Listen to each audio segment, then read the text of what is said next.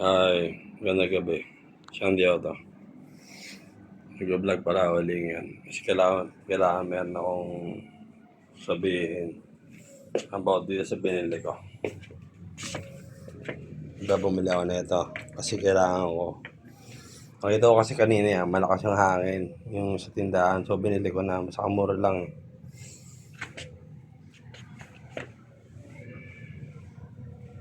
Tsaka taginit yan eh. Kailangan talaga dalawa electric pan sa kwarto. Para pa nagka-computer doon. At nakatapat yung electric pan doon. Nandito ako. Meron pa rin ako magagamit. Pero sa gabi, mag-isa lang ako dito na natulog sa kwarto ko. Mag-isa lang ako rito. So, solo ko yung kwarto ko. Ako lang mag-isa na natulog dito. Ang ituturo ko ngayon, di ba pag umiikot to, dapat, pansinin yung video di ba nakaganyan yan, mababa ko yan tingnan nyo yung post ng electric pan. Itong paa na to, kailangan nakatukod yan dito. So, para pag nakabukas na yung, pag umiikot yung LSC ito, bali tutukod yan patalikod. So, hindi siya babagsak. Kasi kanina nangyari, bumagsak siya eh. Kasi nga, hindi to nandito, malamang kanina nandito yan. So, sa naiikot naman to eh. So, ngayon alam ko na sikreto parang di bumagsak. Kaya ako nga tinuturo sa inyo eh. Baka sakaling first time nyo rin bibili ito. Kasi ako first time ako bumili ng ganito kataas na ganito na walang takip. Meron ako sa labas, walang takip yung green. Hindi tumutumbay kasi nakaipit yun sa ano eh. Yung sa pad, sa table. Yung sa desk table, office, parang office table sa labas, yung office table. Hindi ba bagsak yun? Ito, first time bumili ngayon ng ganito. Mataas. Kasi tataas pa yata ito eh. Adjust eh. Pwede ba ba itaas? Ito adjustment yan. Yan, kailangan ganyan yan. Dito nakatukod para hindi bumagsak. Tsaka wag nyo rin ilalagay ito sa may kortina. Kasi kanina, nakalagay ito rin sa kortina. Sumabit dito yung kortina. Oh. Nangyari, umihinto-hinto ito. Buti nandito ako sa kwarto. Nung ginawa ko, di inakat yung kortina para hindi huminto, iikot. Kasi delikado pag minto yan eh. Delikado. Kaya may ingat ako sa bahay. Pag maalis ako ng bahay, sinecheck ko lahat electric pan eh. At yung mga ilaw. Pero na kung baba ako sandali at nakabukas yung ilaw na yung bombilya na yan. Actually, kaya ko lang binuksan niya ngayon kasi gabi nang mabulag ako. Pero bira ako gamitin niya kasi mainit nga yung kwarto pag nakapag. Kaya pansin ko parang mainit nga ngayon eh kasi nakabukas yan eh. Kaya ginagamit ko yung bombilya na yan yun. Kaya nga ano eh, pag yun nakabukas yung bombilya na yun, doon yung bombilya. Mas malamig yung kwarto. Mainit kasi talaga yung ganyan kaya ayoko yung puro puti yung nakabukas sa bahay. Kasi pansin niyo yung mga ibang bahay, pag nakabukas ang ilaw na puro ganyan, nakabukas lang, ang init ng bahay nila. Kasi kung nakapasok ako sa bahay na ganyan eh, na puro puti ang ilaw, init ang bahay nila. Yung mo rin sa bahay ko, ang lamig-lamig. Yung mo ngayon, nakabukas siya na, nakakaramdam ako ng parang pinapawisan ako. Kasi mainit yan eh, yung ilaw na ganyan. So, yan. Balik tayo sa electric fan. So, nang ginagawa ko rito, itong switch na to, hindi ko na pinipindot to. Nako na perme yan. Binubunot ko na lang dito para sigurado. Kasi, ganito talaga sa electric fan. Tuturo ko sa inyo. Yung sa mga ibang minsan nagkakamali. Kung bakit nagkakaroon ng alam niyo na yan.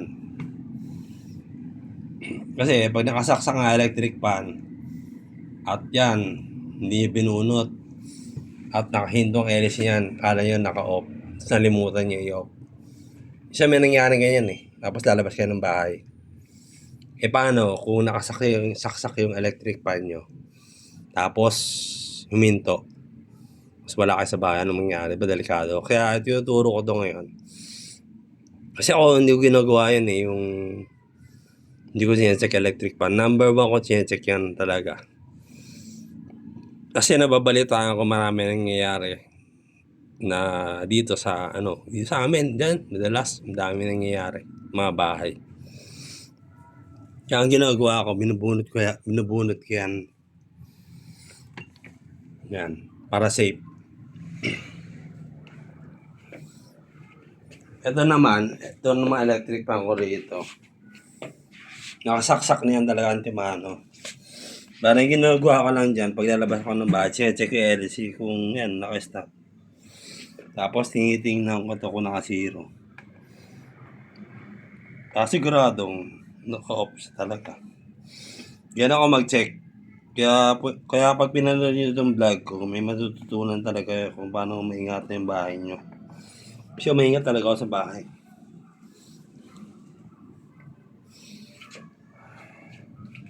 Ano pa ba sasabihin ko? Una ko na lang. Mahaba lang ang vlog ko pag sinabi ko pa lahat.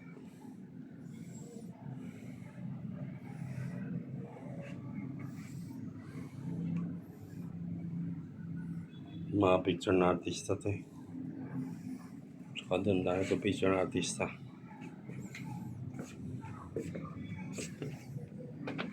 Ito nag-workout eh.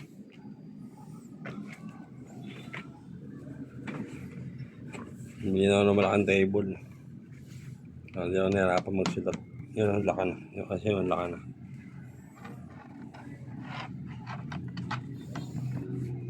Dahil tapos na mag-exercise sa kwarto. May bago, saka mag-video ulit. Pag may bago. Kasi yung upuan doon, balak ni Alex, palitan ng yung mas komportable daw upuan. Pero ako, okay na sa kanya upuan na yun, kaya lang gusto niya palitan. Kasi siya daw order siya na pipili. So bahala nga siya kung anong siya piliin. So pag nagkaroon ng bago yan, mag-vlog ulit ako. Para makita ko ano yung papalit ko yan. Kasi yung mga kaibigan ko kasi, hindi basta-basta nakapunta rito yon. So para makita rin nila sa pamagitan ng internet, sa TV, yung mapanood na nila. Hindi na kailangan pumunta basta-basta rito. Kasi hindi naman natin makapunta rito eh. Yung aircon ko.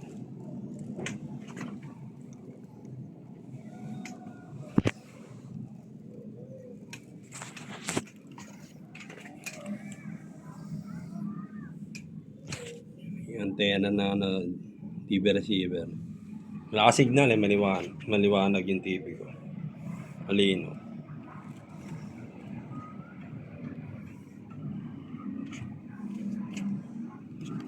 Yung oras na ngayon. It's 22.